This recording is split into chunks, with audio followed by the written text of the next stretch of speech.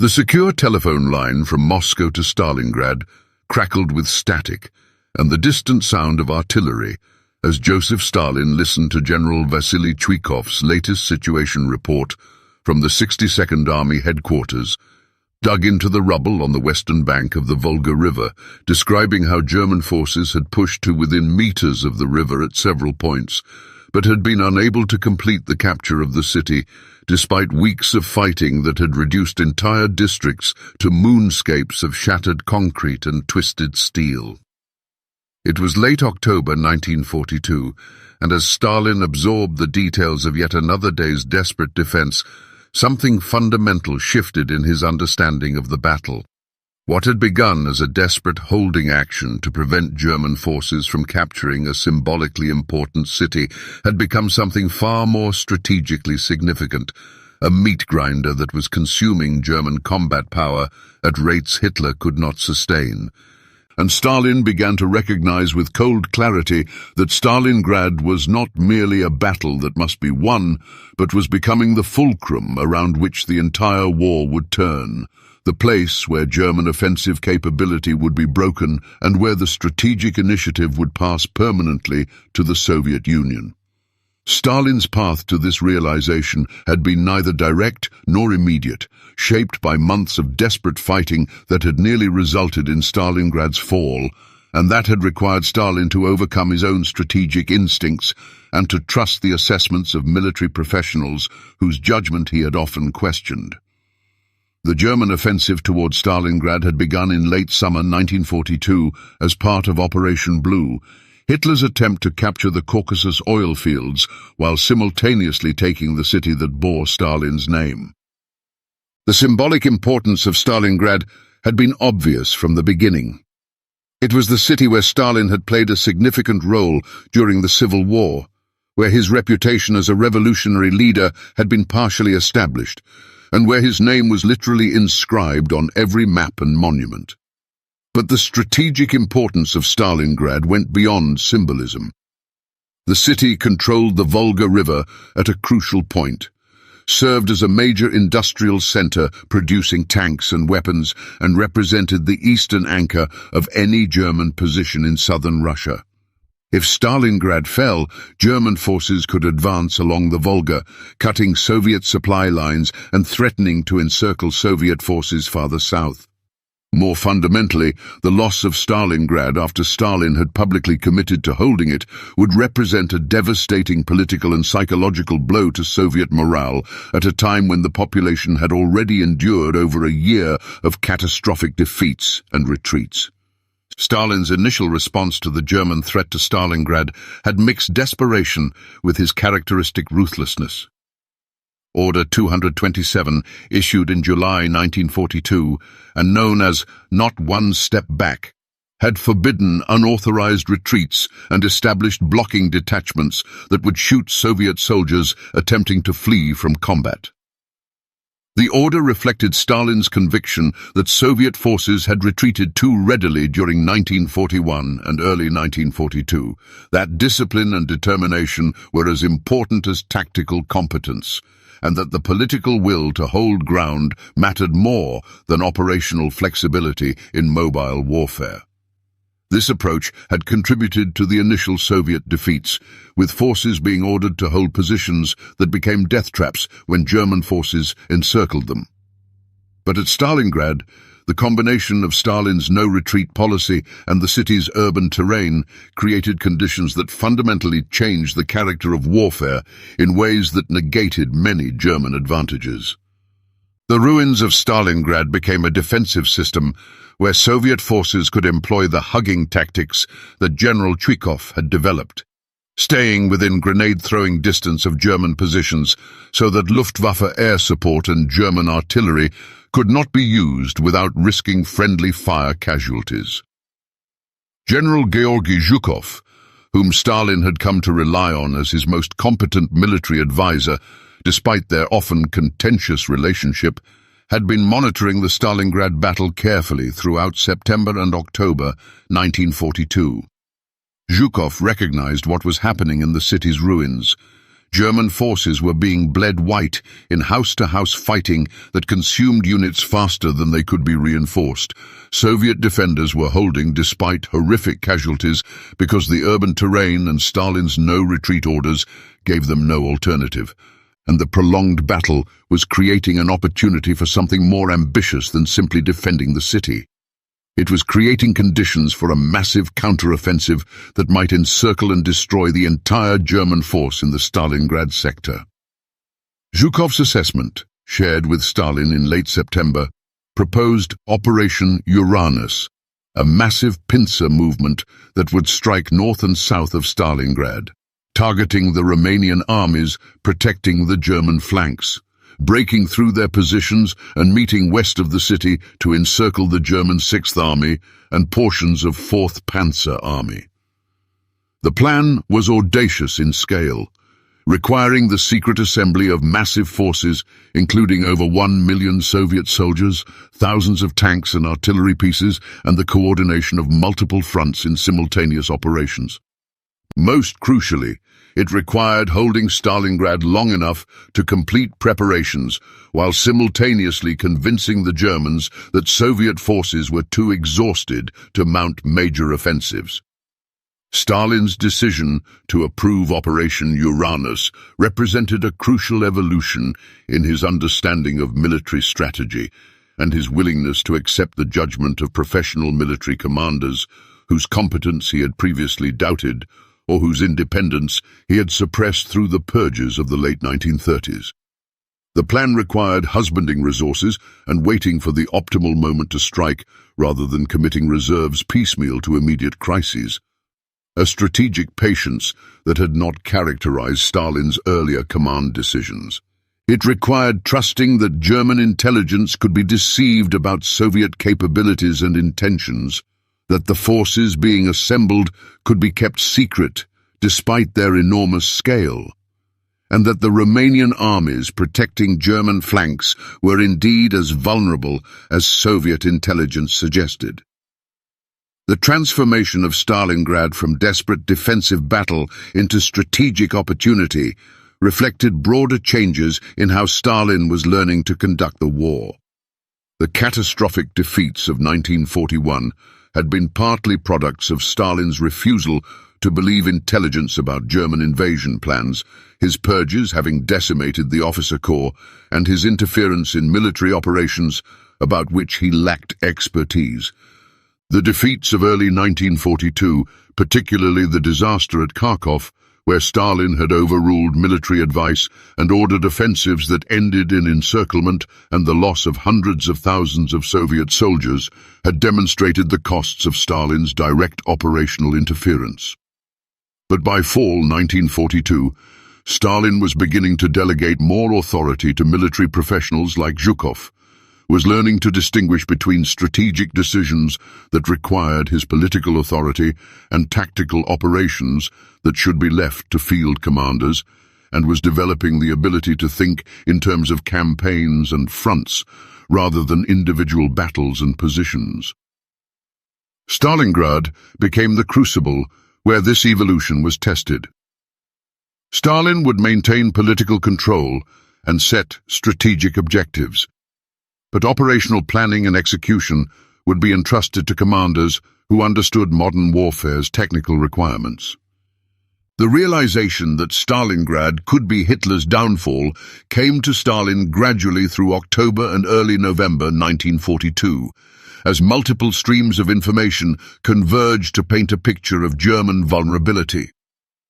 Intelligence reports documented the scale of German casualties in Stalingrad, the exhaustion of units that had been fighting continuously for weeks, and the increasing desperation of German tactical operations. The Wehrmacht was committing its best remaining units to capturing the city, including elite formations that were being ground down in urban combat for which their training had not prepared them. Reconnaissance revealed the weakness of German flanks, where Romanian, Hungarian, and Italian armies held extended positions with inadequate anti-tank weapons and limited artillery support. These Allied formations were less motivated and less capable than German troops, and Soviet intelligence correctly assessed that they would not withstand the kind of massive armored assault that Operation Uranus envisioned. The positioning of German forces also revealed Hitler's strategic priorities. The best divisions were being fed into Stalingrad's ruins rather than being positioned to respond to potential Soviet offensives, suggesting that Hitler was fixated on capturing the city and was willing to accept risks to achieve that symbolic objective. Marshal Aleksandr Vasilevsky, working with Zhukov on the detailed planning for Operation Uranus, presented Stalin with assessments that emphasized not just the immediate tactical opportunity, but the broader strategic implications of what success at Stalingrad would mean. If the operation succeeded in encircling German forces, if the pocket could be maintained despite German relief attempts, if the trapped forces could be destroyed or forced to surrender, the psychological and military impact would transform the entire war. German forces would have suffered their first major strategic defeat. The myth of Wehrmacht invincibility would be shattered, and the strategic initiative on the Eastern Front would pass to the Soviet Union. More fundamentally, Vasilevsky argued, the loss of an entire army at Stalingrad would force Germany into strategic overextension it could not sustain. Germany was already fighting on multiple fronts, was facing increasing Allied pressure in North Africa and the Mediterranean, and had committed vast resources to occupying conquered territories. The destruction of the Sixth Army would create a gap in German lines that could not easily be filled, would force reallocation of reserves that were needed elsewhere, and would demonstrate that the Red Army had learned to conduct large-scale offensive operations with competence that rivaled or exceeded German operational capabilities. Stalin's recognition that Stalingrad would be Hitler's downfall thus involved understanding several interconnected factors. First, that the urban battle was fundamentally different from the mobile warfare of the previous year, that it negated German advantages in operational mobility and tactical excellence while playing to Soviet strengths in determination and willingness to accept casualties. Second, that Hitler's fixation on capturing the city was creating vulnerabilities that could be exploited through the kind of operational maneuver that Soviet forces were learning to execute. Third, that the symbolic importance of Stalingrad meant that failure there would have psychological and political impacts that exceeded the purely military significance of the battle. But perhaps most importantly, Stalin was beginning to understand that the war's character had fundamentally changed from the desperate defensive struggles of 1941 to 42 to a war of attrition where Soviet advantages in population, industrial capacity, and geographic depth would progressively assert themselves if Soviet forces could prevent German operational breakthroughs and could impose the kind of grinding attritional combat that favored the side with deeper reserves. Stalingrad was becoming the exemplar of this new type of warfare, combat so costly and prolonged that it exhausted German offensive capability while demonstrating Soviet capacity to absorb losses and continue fighting. The launch of Operation Uranus on November 19, 1942, vindicated Stalin's recognition of Stalingrad's strategic potential. Soviet forces struck the Romanian Third Army north of Stalingrad and the Romanian Fourth Army to the south, with the kind of massive concentrated assault that Soviet doctrine emphasized.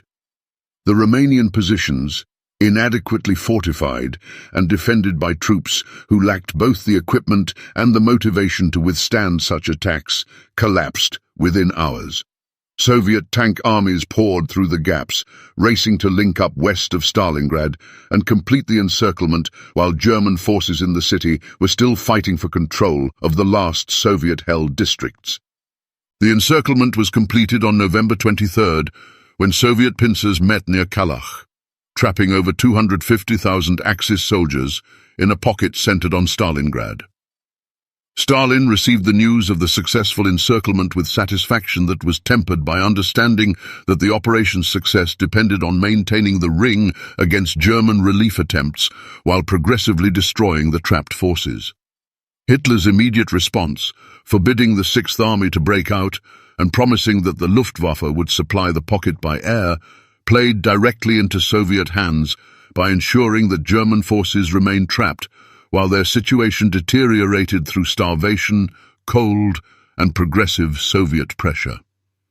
Field Marshal Erich von Manstein's relief operation in December 1942, which drove to within 50 kilometers of the pocket, represented the greatest threat to Soviet success at Stalingrad.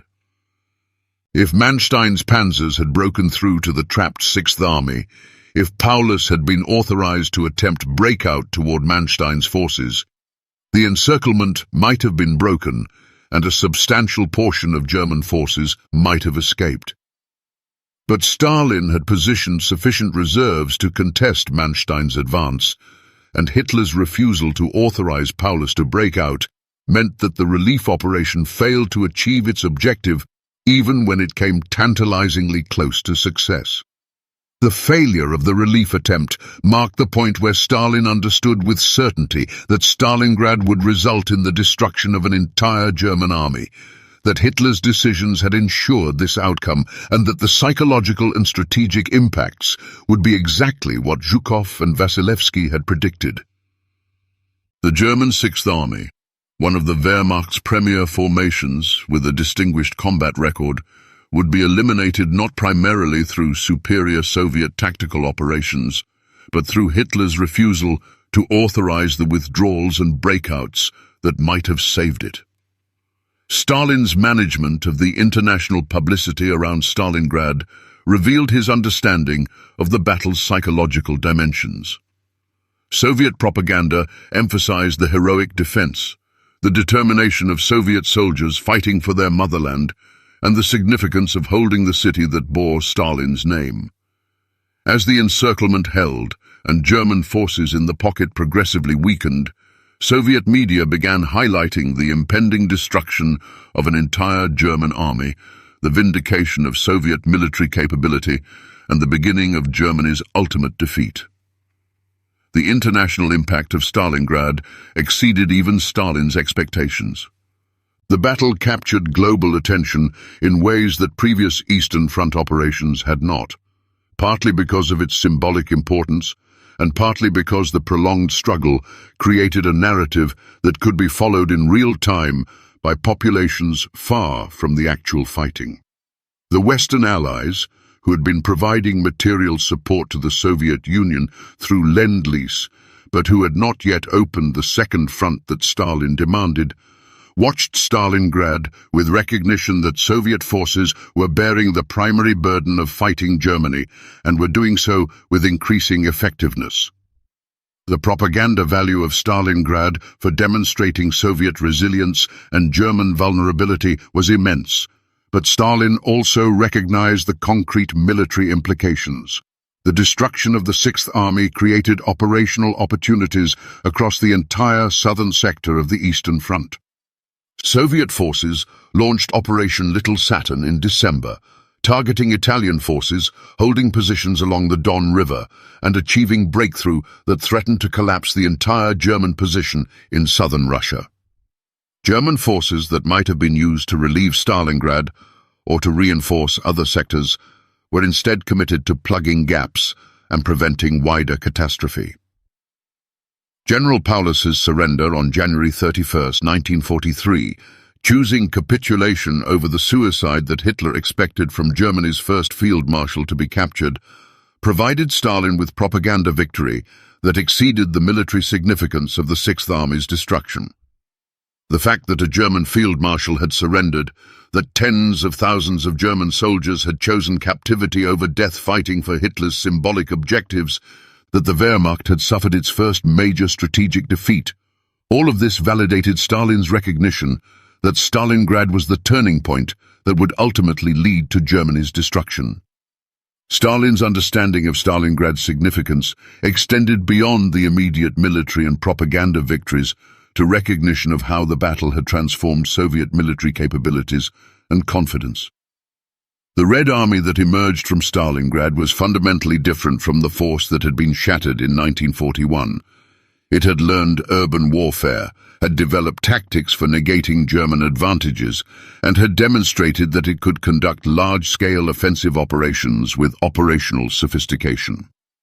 Most importantly, Soviet soldiers and commanders had proven to themselves that they could defeat elite German forces, that the Wehrmacht was not invincible, and that determination and proper tactics could overcome the tactical excellence that had characterized German operations.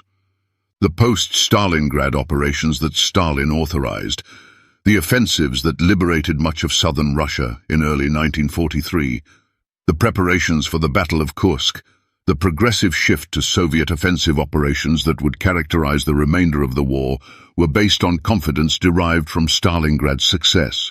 Stalin was learning to think strategically about campaigns rather than tactically about battles, to trust military professionals to execute operations according to their expertise, and to understand how military operations connected to political objectives and psychological impacts. Marshal Zhukov, reflecting on Stalin's evolution as a war leader, later noted that Stalingrad marked the transition point where Stalin began functioning effectively as supreme commander rather than as political dictator attempting to micromanage military operations he did not fully understand.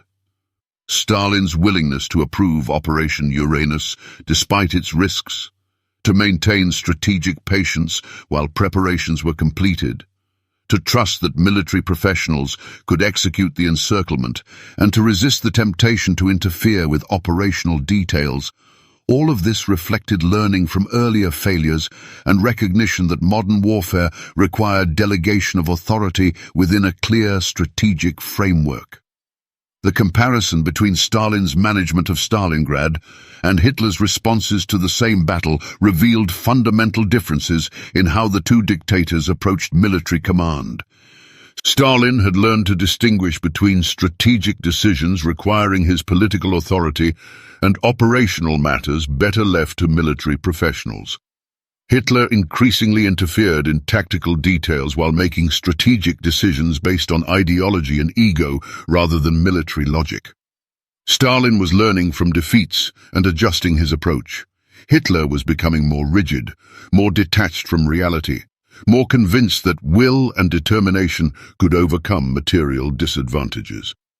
These differences would progressively assert themselves throughout 1943 and 1944 as Soviet forces launched offensives that drove German armies back across Eastern Europe, while German forces fought competent defensive battles that delayed but could not prevent Soviet advances. The lessons Stalin learned at Stalingrad about trusting military professionals, about thinking strategically rather than tactically, about understanding the connection between military operations and political objectives, these would inform Soviet operations through the remainder of the war and would contribute to the eventual Soviet victory in Berlin. Stalin's realization that Stalingrad would be Hitler's downfall was thus not just recognition of one battle's importance, but understanding of how that battle symbolized and catalyzed fundamental shifts in the war's character. The desperate defensive struggles of 1941 to 42 were giving way to Soviet offensive operations. German operational superiority was being eroded by Soviet learning and by the attrition of prolonged combat. The psychological balance was shifting from German confidence in inevitable victory to Soviet determination and growing recognition that Germany could be defeated. The strategic initiative that Germany had possessed since the war's beginning had passed to the Soviet Union at Stalingrad, not just because Soviet forces had won a major battle, but because the nature of that victory, the encirclement and destruction of an entire German army through operational maneuver, the demonstration that Soviet forces could plan and execute complex operations, the revelation that Hitler's decision-making was fundamentally flawed, had transformed how both sides understood the war's trajectory. When Stalin realized that Stalingrad would be Hitler's downfall, he was recognizing not just the immediate military consequences of one battle, but the longer-term strategic implications of how that battle revealed the fundamental imbalances between the two sides. Germany was fighting a war of limited resources against an enemy with vast depth, was led by a dictator whose decisions prioritized ego over military logic, and was engaged in attritional combat that favored the side with greater capacity to absorb losses and replace them. The Soviet Union, despite having suffered catastrophic casualties in 1941–42, possessed advantages in population, industrial capacity, particularly once factories were relocated beyond German reach, and strategic depth that would progressively assert themselves in prolonged conflict. Stalingrad was the battle where these advantages began to manifest decisively, where Soviet operational competence reached the level necessary to exploit them, and where Hitler's flawed decision-making ensured that German forces would be destroyed rather than preserved. Stalin's recognition of Stalingrad's significance thus represented his understanding that the war's outcome was no longer in doubt, that Soviet victory was now a matter of time and cost rather than possibility, and that the path from Stalingrad would lead through years of grinding combat, but would ultimately terminate in Berlin with the Soviet flag raised over the Reichstag. The battle that began as desperate defense of a symbolically important city had become the turning point of the entire war, the place where German offensive capability was broken, where Soviet forces demonstrated they had learned to fight effectively, and where Hitler's strategic errors ensured his own ultimate destruction.